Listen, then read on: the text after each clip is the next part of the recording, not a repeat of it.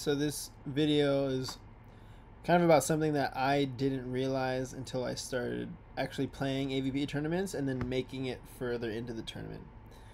Okay, so like at first my goal was to just make it into the tournament, go through the qualifiers, get in.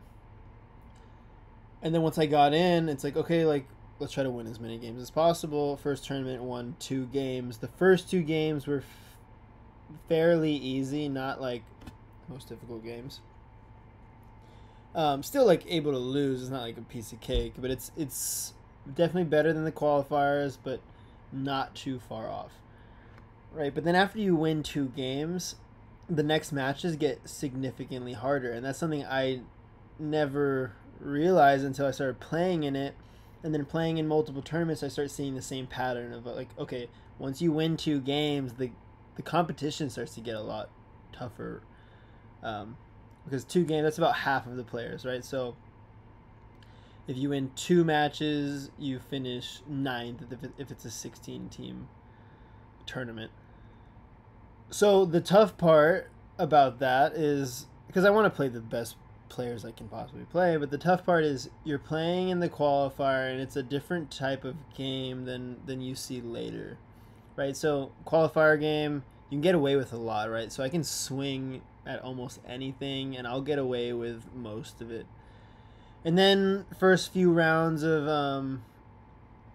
the AVP, it's like, okay, I can still get away with a lot, right? And every team kind of has a weakness.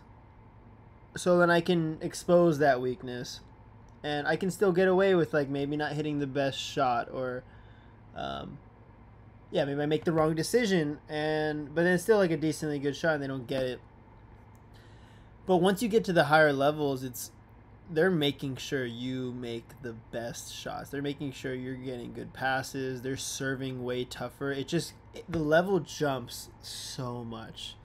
So the hard part is making that flip of how you're going to play. So for example, when I'm shooting against a defender who's maybe not so good, I can kind of show things and then hit the other thing. So I'll maybe show like, okay, I'm hitting a cut, and then I'll hit high line. I'll maybe do that a couple times, and then I'll start to get a look at the guy, and the guy I'll think, okay, I think he's gonna bite. I'm gonna show cut. I think he's gonna just go into the line knowing I'm doing that, and then I'll actually cut, and then I'll get away with it, and I'll get many points like that. But like, for example, when I played Billy Allen, he wasn't biting on anything. He was making me guess, right? Like, he was staying so still, or whatever it was, the way he was positioning his body was so good that I had to pretty much just guess on my shot. I'm like, I don't know if he's going to run a 4, just run down this line. He's standing like kind of close to the angle, like I better hit a good cut. So when I played him, I was hitting a lot of cuts, and I'm like, okay, this guy's gotta like think I'm gonna throw in a high line there. So I kept going cuts, and I started like, I was doing some pretty nasty, like super sharp cuts, and he even told me after, like, those are some really nice cuts. But he said he gave up the line at a certain point and just hung out there. So it's like this mental game of, okay, that my strategy would have worked against anybody else in the tournament before that. But these veterans make sure that you play at the top of your game, and they don't let you get away with things. So it's kind of hard to make that shift halfway through the tournament.